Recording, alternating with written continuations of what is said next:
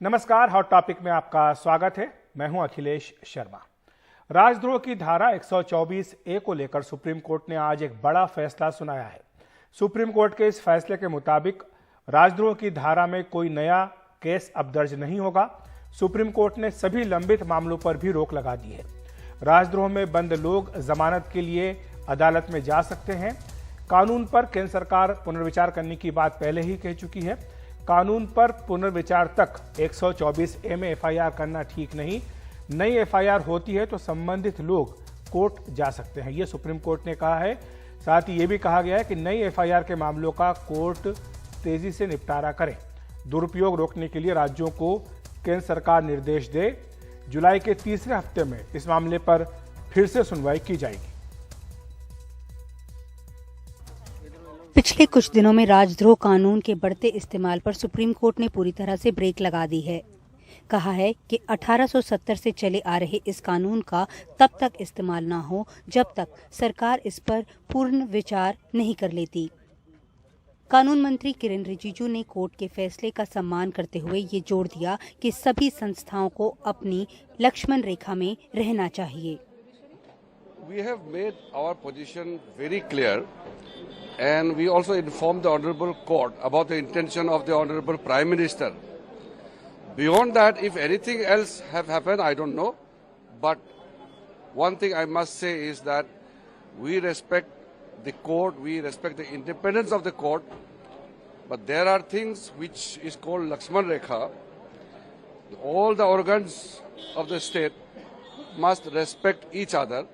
Supreme court ने तकरीबन 30 minute तक दोनों पक्षों को सुना। उसके बाद बेंच जो थी तीनों जजेस की वो उठ गई और जो तीनों जजेस थे, chief justice of India N V Ramana, justice Suryakant और जस्टिस हेमा कोहली, वो एक प्राइवेट एरिया में गए और वहां जाकर के उन्होंने तकरीबन आधे घंटे तक इस मुद्दे पर चर्चा की। उसके बाद जब वो वापस आए तब उन्होंने अपना ऑर्डर दिया। सुप्रीम कोर्ट के पास इस कानून के खिलाफ 5 याचिकाएं पड़ी थीं। सरकार ने पहले कानून को बिल्कुल सही बताया था, मगर बाद में कहा कि वो इस पर विचार करेगी।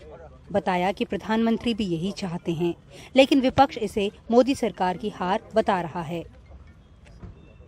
दिल्ली और गुजरात में बैठे अहंकारी हुक्मरान जान ले, हम ना झुकेंगे, ना डरेंगे, ना दबेंगे। अगर दलित की आवाज बनना, उसके लिए न्याय मांगना अपराध है, तो हम सब जिग्नेश मेवानी के साथ ये अपराध बार बार करेंगे। अब तक सेडिशन का गलत इस्तेमाल होता रहा है, लेकिन आज जब सुप्रीम कोर्ट ऑफ इंडिया ने ये सारे कानून के तहत जितने भी लोगों के खिलाफ केसेस दर्ज हुए उसके ऊपर स्टे कर दिया है, सारी वो कानूनी प्रक्रिया को प्रोसीडिंग्स के ऊपर स्टे कर दिया है, तो मैं मानता हूं हम सभी भारतवासियों को इस सर्वोच्च अदालत की इस वर्डिक्ट का स्वागत करना चाहिए। मैं स्वागत करता हूं और मैं मानता हूं कि केंद्र की सरकार को, सारे राज्यों की सरकार को, सबको एक साथ मिलकर एक राष्ट्र के तौर पे हम लोगों को ये डिसाइड करना चाहिए कलेक्टिवली कि अब इस मुल्क में सेडिशन के कानून की कोई जरूरत नहीं है। 2010 के बाद से राजद्रोह कानून के तहत 867 केस दर्ज किए जा चुके हैं। इनमें कुल 13,306 लोगों को आरोपी बनाया गया है। इनमें से 10,362 आरोपी अज्ञात हैं। आंकड़ों के मुताबिक इस कानून का सबसे ज्यादा इस्तेमाल बीजेपी शासित राज्यों में हो रहा है और सबसे ऊपर नंबर असम सरकार का है। हालांकि बीजेपी का कहना है कि इसे नकारात्मक तरीके से नहीं देखा जाना चाहिए। मोदी जी की सरकार ने 1500 ऐसे कानून हैं जिनकी आवश्यकता नहीं थी, वो पुराने हो गए थे, उन्हें हटाया गया। 25,000 ऐसे को कंप्लायंस रिलेटेड जो दिक्कतें आते हैं नागरिकों को, उनको हटाया गया है। 75वां साल है हमारे स्वतंत्रता का। तो इस पृष्ठभूमि में सरकार ने कहा कि इस विषय को वापस देखना चाहती है, वो इस पे गंभीर रूप से इस पे चिंतन करना चाहती है और माननीय सुप्रीम कोर्ट ने इस बात को स्वीकारा है और सरकार से कहा है कि इसे जल्द से जल्द देखें। एनआईए का कहना है कि इस फैसले का असर उसके द्वारा चलाए गए मामलों पर नहीं होने वाला, क्योंकि जो उसके मामले हैं उसके तहत आरोपियों के खिलाफ यूएपीए के तहत मामला दर्ज है। वैसे ये कहना गलत नहीं होगा कि इस देश में दमनकारी कानूनों की जो लिस्ट है वो काफी लंबी है, लेकिन केंद्रीय गृह मंत्रालय का कहना है कि इसे कम करने के लिए उसने एक कमेटी मार्च 2020 में गठित की थी और उस कमेटी ने अब अपनी रिपोर्ट जो है वो केंद्रीय गृह मंत्रालय को सौंप भी दी है। नई दिल्ली से अपनी सहयोगी सुकीर्ति द्विवेदी के साथ मैं नीता शर्मा, एनडीटीवी इंडिया के लिए। मराठी अस्मिता की बात करने वाले राज ठाकरे ने अब हिंदुत्व का चोला पहन लिया है और वो अयोध्या में रामलला का दर्शन करने जाएंगे, इस तरह की बात उन्होंने कही है। लेकिन उत्तर प्रदेश के बीजेपी सांसद ब्रजभूषण शरण सिंह ने राज ठाकरे के अयोध्या दौरे का विरोध किया है। उनका कहना है कि जब तक राज ठाकरे उत्तर भारतीयों से माफी नहीं मांगेंगे तब तक उन्हें अयोध्या नहीं आने दिया जाएगा। सवाल है, क्या राज ठाकरे माफी मांगेंगे? माझ्या महाराष्ट्रातल्या मराठी मुलांच्या तोंडचा घास जर ते पळवणार असतील आणि तशाच जर गोष्टी इथे महाराष्ट्रामध्ये वाढीला लागणार असतील, परत मारी। कभी सिर्फ मराठी हित की बात करने वाले राज ठाकरे अब हिंदू जननायक बनने की कोशिश में है।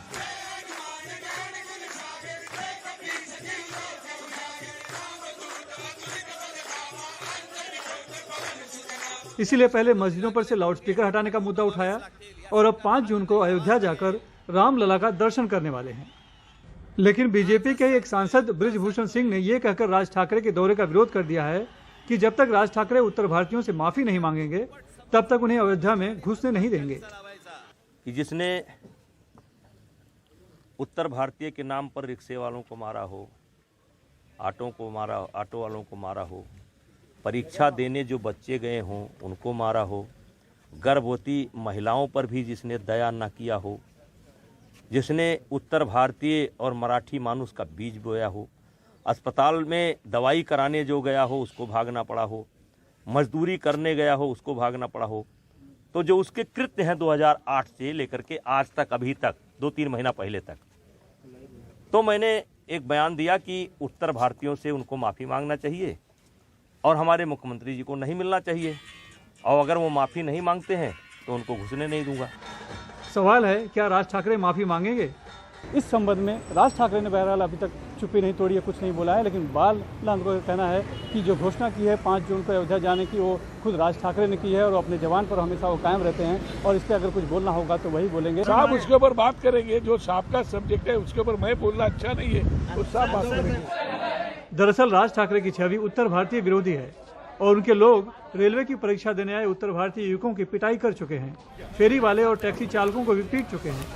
यही वजह है कि शिवसेना से अलग होने के बाद चाहकर भी बीजेपी एमएनएस के साथ गठबंधन करने का हिम्मत नहीं जुटा पा रही है। उसे डर है कि इससे उत्तर भारतीय वोटर बीजेपी से नाराज हो सकते हैं। अकेले मुंबई में 40 लाख के करीब उत्तर भारतीय मतदाता हैं। चर्चा है कि बीजेपी ने ही राज ठाकरे को हिंदुत्व का मंत्र दिया है ताकि शिवसेना के कांग्रेस के साथ जाने से नाराज मराठी वोटर एमएनएस की तरफ हो जाएं और उत्तर भारतीय लोगों की नाराजगी भी कम हो जाए। लेकिन बीजेपी के एक सांसद ने फिर से उत्तर भारतीयों की पिटाई का मुद्दा उठाकर जख्म को ताजा कर दिया।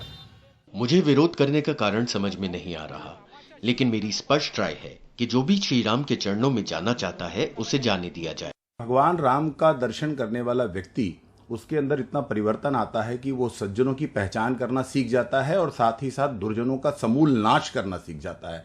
और मुझे लगता है इसी में ये अंतर्भाव निहित है कि वो उत्तर भारतीयों से उन्होंने माफी मांग ली है या उत्तर भारतीय समाज के संरक्षण की काम अब वो शुरू करने वाले हैं। मुझे ऐसा लगता है कि इसमें विरोध का कोई कारण नहीं होना चाहिए। राज ठाकरे ने जब से हिंदुत्व का राग अलापा है और अयोध्या जाने की बात की है, तब से महाराष्ट्र की राजनीति का केंद्र अयोध्या बनता दिख रहा है, क्योंकि राज ठाकरे के बाद शिवसेना के युवा मंत्री और मुख्यमंत्री उद्धव ठाकरे के बेटे आदित्य ठाकरे ही नहीं बल्कि कांग्रेस के प्रदेश अध्यक्ष नाना पटोले भी अयोध्या जाने की घोषणा कर चुके हैं, जबकि एनसीपी प्रमुख शरद पवार के नाती रोहित पवार अयोध्या जा चुके हैं। मुंबई से कैमरामैन अल्ताफ के साथ सुनील सिंह, एनडीटीवी इंडिया के लिए।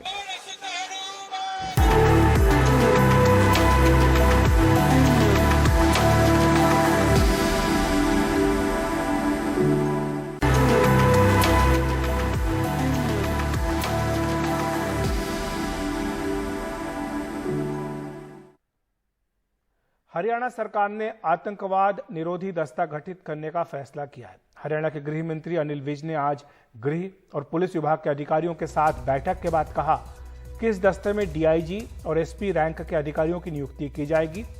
उन्होंने पुलिस अधिकारियों से कहा कि हाल ही में पंजाब के मोहाली में इंटेलिजेंस विभाग के मुख्यालय पर रॉकेट से हमला हुआ, उसके मद्देनजर हरियाणा में सुरक्षा को लेकर चौकसी बढ़ाने की आवश्यकता है। जो भीड़ भाड़ वाले स्थान हैं वहाँ पर मेटल डिटेक्टर लगाए जाएंगे, सब जगह पर मेटल डिटेक्टर लगाए जाएंगे। जो सरकारी भवन हैं उन पर हम सीसीटीवी कैमरास लगाएंगे, सब जगह पर सीसीटीवी कैमरा लगाएंगे। हमने एंटी टेररिस्ट स्क्वाड बनाने का भी निर्णय किया है। एंटी टेररिस्ट स्क्वाड बनाएंगे और उसको जहाँ से भी ट्रेनिंग दिलानी होगी हम उनको ट्रेनिंग दिलाएंगे। झारखंड की खनन सचिव पूजा सिंघल को प्रवर्तन निदेशालय ने रांची से गिरफ्तार कर लिया है।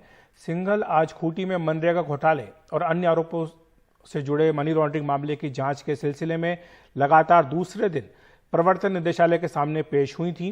पूछताछ के बाद उन्हें गिरफ्तार कर लिया गया। अब उन्हें कल रांची में विशेष अदालत के सामने पेश किया जाएगा।